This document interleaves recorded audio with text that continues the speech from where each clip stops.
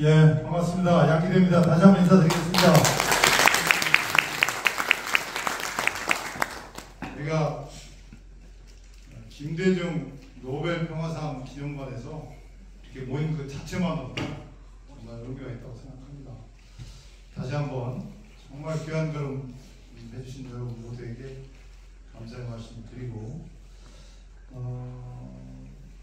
사실 이 김대중 노벨 평화상 기념관은 여러분 아다시피 김대중 대통령께서 민주주의, 인권, 평화를 위해서 평생을 애써오셔서 노벨 평화상을 받은 것을 기념하면 안 되겠습니까?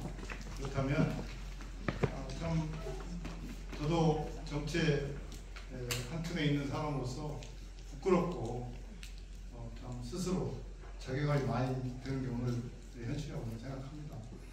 김대중 대통령께서 평생을 목숨까지 던지면서 지켜냈던 민주주의, 또 국민 대통합, 또 인권, 평화 이런 것들이 우리 지금 현재 정치하는 사람들은 그 길을 쫓아가는 것은 고사하고 거꾸로 가는 그런 참 기막힌 현실 앞에서 여러분한테 죄송하다는 말씀을 먼저 드리면서 아무튼 김대중 대통령 다시 한번 말씀드릴 수밖에 없는 것은 우리가 지금 가장 큰 문제 중에 하나가 민주주의 위기의 지금 국면이고, 두 번째 민주주의 위기나 이 국민 대통합이 똑같은 건데 너무 지금 나라가 갈기갈기 찢겨져 있지 않습니까? 그래서 이런 상황에서 정치 또 나라의 운영, 또 지방자치단체 운영이라는 게 사실 불가능합니다. 특히 나라의 운영 이렇게 갈갈이 찢겨 있는데 누가 정책을, 누가 나라를 이렇게 이끌어가겠다면 다 반대를 한다면 그것은 정책을, 나라를 제대로 이끌어가는 굉장히 어려울 것 같고, 지금 이 민주주의 위기와 이 국론 분열, 적대적 그런 대립과 갈등, 뭐 이런 모든 것들이 국민들한테 짜증나게 하고, 더구나 지금 먹고 살기가 너무 어렵지 않습니까? 경제도 너무 어렵고, 특히 서민 경제들은 너무 어려워서 어제 어디 그 기사를 보니까 주부들은 시장에 가면 들었다 놨다 할 수밖에 없다. 그게 뭐 1,000원이건 2,000원이건 5,000원이건 그게 지금 대한민국의 가장 심각한 상황이고, 오늘 어느 기사를 보니까 여러분도 봤을 거예요. 어느 가장이 자기 아들이 대학 다니는데 한 달에 200만 원 꼭 보내야 한다는 거예요. 근데 원룸 뭐 등등등이 90몇만 원이고, 나머지 용돈도 나오고 뭐 교재비인데 등록금은 빼고, 등록금 500만 원 빼고, 그 200만 원을 주는 것도 너무 힘든데 아들은 또 와서 물가 오르니까 좀 더 달라고 아들 용돈 더 달라고 할 때 더 못 주고 좀 아껴 써라 하는 그 부모의 심정, 이게 오늘 언론에 많이 났더라고요. 그 정도로 시민들, 서민들, 국민들 어려운데, 그 정치는 특히 대통령이나 또 우리 대통령이나 국민의힘 집권 여당이죠, 또 민주당, 이게 또 뭐 자기들 정치 싸움에 골몰하지 국민들의 이런 고통이나 나라의 미래에 대해서는 그렇게 크게 신경 써가지 않다, 뭐 이런 게 국민들의 대다수는 아닙니다. 그런 점에서 우리 희망과 대안 포럼이 시작한 이유가 있습니다. 이거 언제까지 이렇게 놔둘 거냐? 선거되면 누군가 찍어야 하는, 그걸 이용해서 지금의 기득권 정치인들이 그래 지금 뭐 우리가 비판적이지만 선거 때 하면 우리 찍을 건데, 그렇게 해서는 늘 똑같은 정치가 반복되고, 또 그것을 누군가 고리를 끊지 않으면 지금도 어렵지만 우리 후손들의, 우리 후대의 미래도 없다. 그런 점에서 정말 정치를 한번 바꿔봐야겠다, 정치 대전을 한번 해야겠다. 그래서 한번 전국적으로 그 바람을 일으키고, 또 그 바람은 결국은 사람을 통해서 하자. 중앙이건 지방이건 정말 청년을 포함한 참신하고 뜻있고 자기가 정치를 공사를 위해서 하겠다는 그런 마인드를 갖고 있는 사람들을 발굴하기도 하고 연대도 하고 지원도 하자. 그래서 이게 시작이 됐습니다. 그래서 정치를 크게 한번 바꿔보자. 그래서 새로운 리더십이 중앙이건 지방이건 창출돼서 중앙과 지방을 바꾸는 결정적인 그런 사람의 결성을 한번 해보자 시작을 그런 측면에서 이제 저희들이 시작을 했는데 지금 아까 서두에 말씀드린 대로 앞으로 희망과 대한민국으로 또 가야 할 길은 앞에 정치 대전환을 해서 정치 개혁을 하고 나라를 바꾸는 것도 중요하고 또 새로운 인재를 육성하는 것도 중요한데 그게 같이 맞물려 가야 할 것이 국민 대통합이다. 이 통합이 없이는 서두에도 말씀드렸지만 나라가 또 이 사회가 굴러갈 수 없다. 그것은 뭐 여러분이 더 절박하게 느꼈던 그런 점에서 우리 희망과 대한 포럼이 가야 할 길은 또 국민 대통합이다. 이런 말씀을 드리고 뭐 여기 계신 분들 중에는 뭐 민주당도 있고 국민의힘도 있고 또 당적이 있는 분도 있고 없는 분도 있고 그러겠지만 지난번 우리가 작년 12월 3일 비상계엄을 보면서 적어도 우리가 그래도 이제 선진국으로 선진국으로 갔다 민주주의가 선진국으로 갔다고 생각하는데 대통령이 군을 동원해서 국회를 무력화하고 나라의 그 후진적인 그런 모습을 보이는 것에 대해서 대다수의 국민들이 분노하고 있습니다. 적어도 이것은 바꿔야 되지 않는가, 이것은 정리를 해야 된다는 생각을 뭐 실제 여론조사도 많이 나오고 있지 않습니까? 그래서 그러한 것들을 정리하기 위해서 적어도 헌재가 빨리 대통령 탄핵의 문제를 빨리 결론내서 나라를 정상화하는 그런 조기 대선으로 갔으면 좋겠다라는 바람을 많이 가지고 계실 거라 생각합니다. 뭐 이제 그렇게 생각하지 않는 분도 많이 있죠. 그러나 대다수의 국민들은 그렇게 생각하고 있다는 점을 전제로 하면서 적어도 조기 대선이 이루어져서 민주당이 또 진보 진영이 정권을 교체하려면 어떻게 하느냐. 그럼 현재 그 중심에 있는 실컷 나쁜 그 중심에 있는 민주당이 바꿔야 한다. 민주당이 제대로 돼야 좋은 후보를 낼 거 아닙니까? 정말 국민이 신뢰하고 국민이 그래도 같이 나라를 맡길 수 있는 그런 공감할 수 있는 그런 후보를 내야 하는데 현재 민주당으로 봐서는 100% 믿었지는 않다.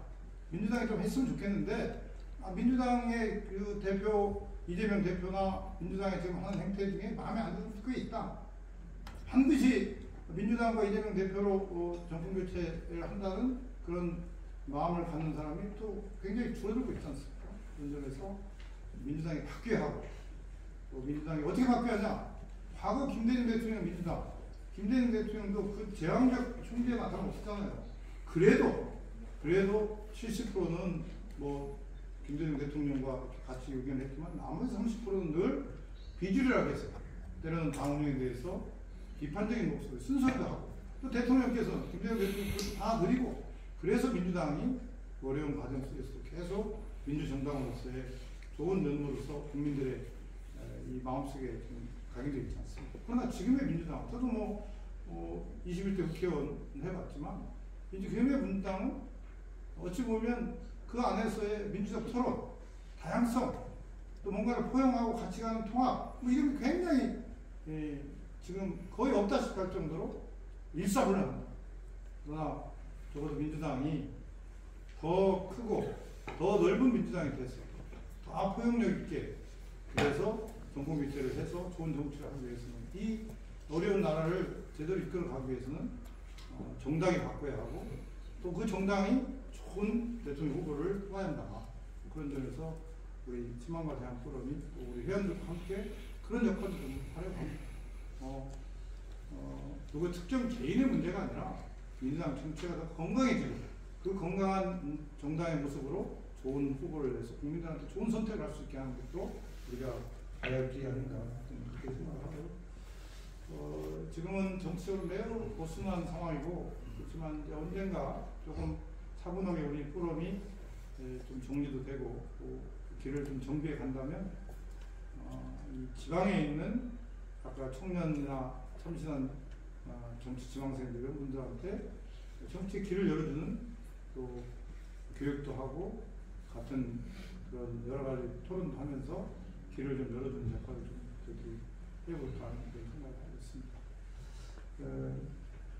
저는 사실 김대중 대통령님이 대통령 막 되셨을 때 제가 동아일보 정치부 기자였습니다. 당시 1998년 3월 초에 제가 당시는 새정치 국민회의라고 해서 그게 집권 여당이었습니다. 김대중 대통령은 총재인데 대통령으로 처음 들어가셨고 나머지 분들이 당을 운영해서 출입기자였었는데 사실 그때 그 김대중 대통령이 정말 어떻게 보면 그때 그런 표현도 썼어요. 뭐 박지원 지금 의원이지만 그때 그분이 뭐 공보수석할 때 이런 얘기를 했어요. 우리가 5,000년 만에 처음으로 호남이 정권 잡았다. 우리가 기자들도 좀 받아라 그런 얘기를 했는데 그때 제가 처음에 기자정신을 가지고 이렇게 제가 시작을 했었습니다. 비판할 것은 좀 협조할 건 하지만 기자가 협조를 하면 적절하지 않지만 비판할 건 또 과감히 또 순서를 좀 해야겠다. 왜? 이 정권이 김대중 정권이 정말 건강하게 잘 가는 게 그 김대중 대통령이 그렇게 오랜 고난 속에서 집권을 했고 우리 호남인들이 가졌던 기대도 있고 또 나라의 전반적인 발전을 위해서는 이 정권이 어려움에 처해서 안 되기 때문에 비판을 해야 한다. 그래서 제가 좀 많이 비판적인 글을 썼어요. 그랬더니 그 동교동계 소위 핵심이라는 인사들이 늘 저만 보면은 좀 같은 호남 출신끼리 너무 붓이 좀 날카롭다 하면서 저한테 좀 많이 자제를 시키려고 했는데 지금 생각해 보면 그때 조금 더 제 그 의지를 꺾지 않고 또 건전한 쓴소리를 했었으면 김대중 대통령이 마지막까지 그런 그 자녀들의 문제라든지 막판에 좀 안 좋은 여러 가지 일들이 있었잖아요. 그런 데서 조금 더 언론이 기여하면서 막는 데 기여했지 않을까 아쉬움을 좀 갖고 있습니다. 그래서 제가 광주 출근할 때 그런 얘기를 했지만 결국은 그 쓴소리가 민주당도 바꾸고 우리 사회도 바꾸고 또 나라도 바꾼다는 전제로 그 쓴소리 하는 과정 속에서 느끼는 여러 가지 불이익이나 또 때로는 손가락질까지 욕까지 먹지만 해야 할 말이 있으면 해야 한다 하는 그런 생각으로 희망과 대학 프로그램을 시작했고 앞으로도 우리 노병성 상임 대표님 또 오늘 공동대표로 또 되시는 우리 김성대 공동대표님 또 광주의 조인석 대표님 포함해서 모두가 그런 마음으로 나라를 살리고 국민을 살린다는 마음으로 그러겠습니다. 말씀드리겠습니다. 유달산이 금방에 이게 사막도 우리 뭐 노래 옛날 좀 나이 드신 분들 알잖아요. 유달산 사막도인데 이게 다 그 근방이랍니다. 오늘 김대중 대통령님 노벨 평화상 기념관에서 다시 한번 그분의 뜻을 되새기면서 우리 희망과 보람이 대한민국의 어느 정치 집단보다도 또 어느 정치인보다도 더 나라를 위해서 지역을 위해서 힘을 쓸 수 있는 그런 계기가 됐으면 좋겠다. 그런 말씀 드리겠습니다. 다시 한번 감사드리고 오늘 이렇게 소중한 인연들이 앞으로 쭉 이어가도록 같이 노력을 했으면 좋겠고 저도 함께 하겠습니다. 고맙습니다.